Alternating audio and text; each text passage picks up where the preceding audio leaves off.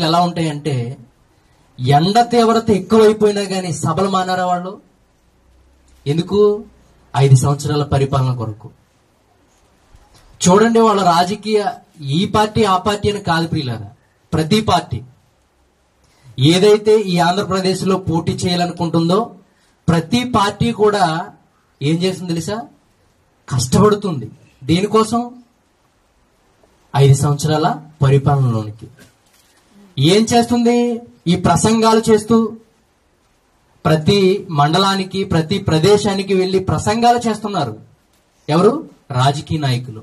ఏం చేస్తున్నారంటే, మేమొస్తే అధికారంలోనికి ఇది చేస్తాం, మేమొస్తే అధికారంలోకి అది చేస్తాం, మీరు మమ్మల్ని గెలిపించుకుంటే మీ పేదరికాన్ని తీసేస్తాం అని ఏం చేస్తున్నారు తెలుసా?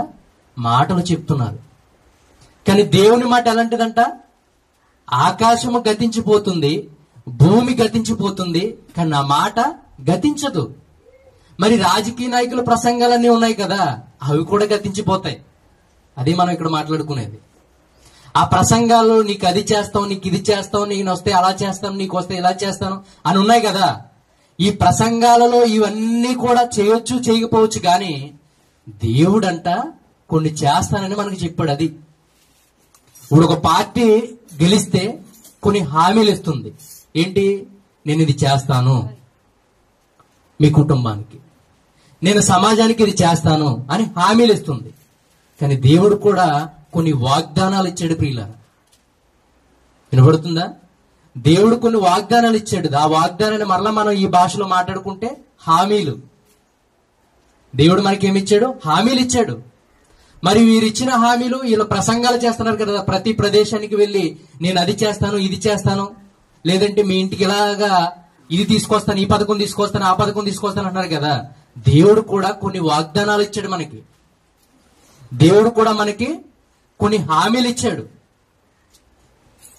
ఏంటి ఆ హామీలు అంటే, ఈ మనుషులు ఇవ్వలేనిది, ఈ అధికారులు ఇవ్వలేనిది. ఏమంటే 5 సంవత్సరాల పరిపాలన కొరకు ఎన్ని ప్రసంగాలు, ఎంతమంది జనం ప్రియులారా. కానీ నిత్యత్వం కొరకు, దేవుడు ఇస్తానన్న లోకం కొరకు ఆయన ఇచ్చిన హామీ ఏంటో తెలుసా?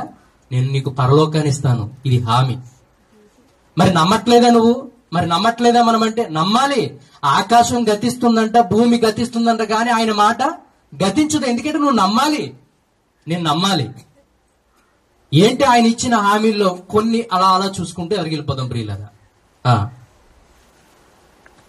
మత్తయి సువార్త 28వ అధ్యాయము, మత్తయి సువార్త 11వ అధ్యాయము 28వ వచనం ప్రియులారా. ఆయన అంటున్నాడు, ఆయన ఇచ్చిన వాగ్దానం ఏంటో చూడండి ఒకసారి. ఆయన ఇచ్చిన నిబంధనలు 11వ అధ్యాయం 28వ వచనం. ప్రయాసపడి భారము మోసుకొనుచున్న సమస్త జనులారా. ఓన్లీ క్రైస్తవులు కాదు ప్రియులారా ఆయన మాట్లాడేది. కొంచెం శ్రద్ధగా ఆసక్తిగా వినండి కొన్ని మాటలు. ఎందుకంటే అరగంటే మనం ఇన్ని వారం రోజుల్లో మనం కూడుకునేది గంట ఆరాధనలో. ఈ ఆరాధనలో కూడా మనం నిద్రపోతూ, లేదంటే మనం ఇలాగా అలాగా చూస్తూ, లేదంటే మనం ఏదో ఆలోచనతో ఉన్నాం అనుకోండి, ఈ ఒక్క మాట మన హృదయంలోకి వెళ్ళదు. అది కొంచెం గుర్తించుకునే వాక్యాన్ని విందాం. ఎలా అంటే ఆయన ఏమంటున్నాడు చూడండి. ఆయన ఇచ్చే హామీలు, ప్రయాసపడి భారం మోసుకున్న సమస్త జనులారా నా యొద్దకు రండి. ముందు ఈయన ఇచ్చే హామీ ఏంటో చెప్తున్నాడు. ప్రయాసపడి భారం మోసుకుంటున్న జనులారా నా యొద్దకు రండి. వస్తే ఏం చేస్తాను? వస్తే ఏం చేస్తారు మీరు? వస్తే మీరేమిస్తారు అంటే అంటున్నాడు ఆయన, నేను మీకు విశ్రాంతి కలుగు చేస్తాను. ఎవరు కలుగు చేస్తారు చెప్పండి ఒకసారి. ఈ భూమి మీద ఎన్ని పథకాలు పెట్టు, ఈ విశ్రాంతి అనేది లేకపోతే ఆ పథకాలన్నీ వృధాయే.